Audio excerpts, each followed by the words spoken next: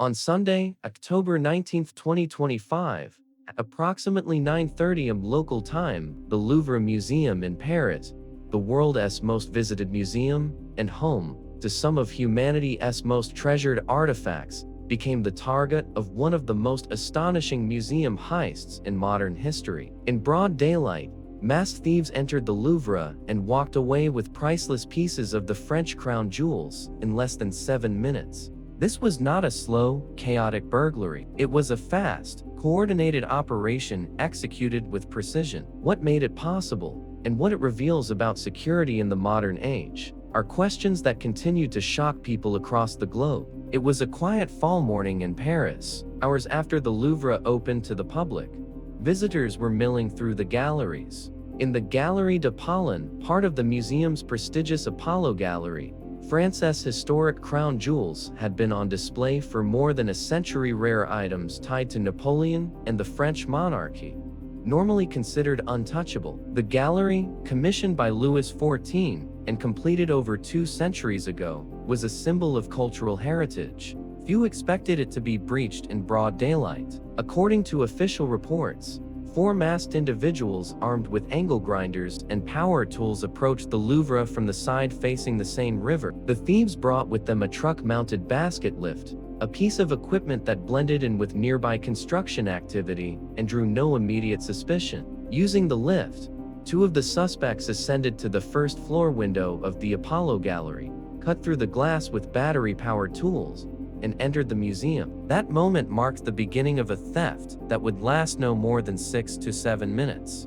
Inside, the thieves moved with chilling efficiency, not rifling through every display, but going directly to 2 specific high-value cases that held the crown jewels. They smashed the reinforced glass, grabbed their targets, and walked out. Investigators confirmed that 9 objects were targeted, though only 8 were ultimately taken. Among the stolen pieces were a tiara and necklace from the sapphire parure of Queen Miriam Lai and Queen Hortense, an emerald necklace and earrings linked to Empress Marie-Louise, and a boldest bow and other brooches associated with Empress Eugenie. One item, the emerald-set imperial crown of Empress Eugenie, adorned with more than 1,300 diamonds and 56 emeralds, was dropped by the thieves as they fled and later recovered, though damaged. These jewels are not just valuable, they are cultural artifacts, symbols of French history and identity held in the Louvre's Galerie d'Apollon for generations. After securing their loot, the thieves exited the gallery the way they came, using the lift, then met up with associates waiting on fast scooters outside. Security footage later showed them speeding away into central Paris traffic, dispersing quickly before police could establish a perimeter. The entire operation was over before most visitors even realized what had happened. As soon as alarms were raised, guards began evacuating tourists and securing the area.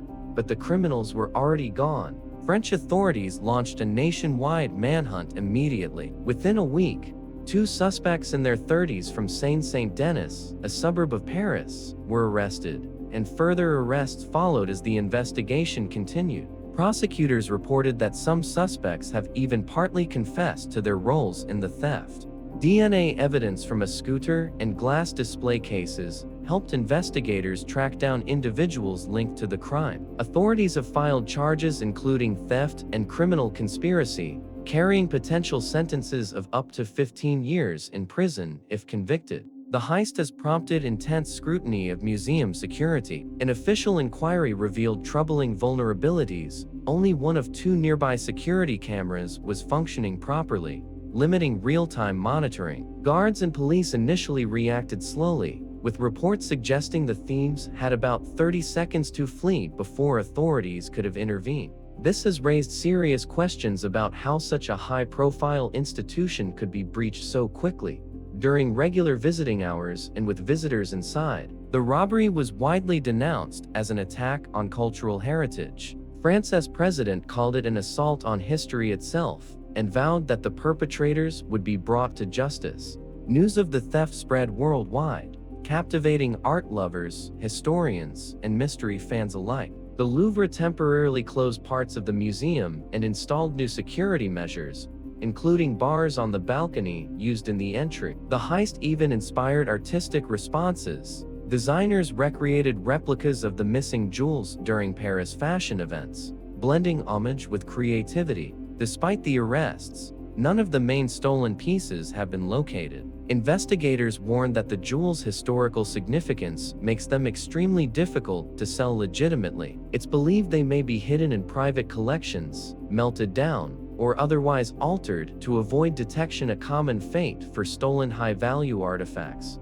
International agencies such as Interpol have added the stolen jewels to their database, alerting police around the world to prevent illegal trade and recovery attempts. This robbery wasn't a random break-in. It was a professionally executed theft that revealed unexpected weaknesses in even the most revered institutions. It showed how a small, coordinated team within minutes can exploit architectural access, security blind spots, and the element of surprise. It wasn't just about money, it was about national heritage, and the repercussions will shape how museums protect priceless artifacts in the future. The October 19th Louvre heist will be studied for years as one of the most daring museum thefts in history, not for violence or spectacle, but for its precision, cultural impact, and the questions it raised about our ability to protect the past. When the world's most famous museum can be robbed in broad daylight, it forces us to rethink how we guard human history and how far determined criminals are willing to go.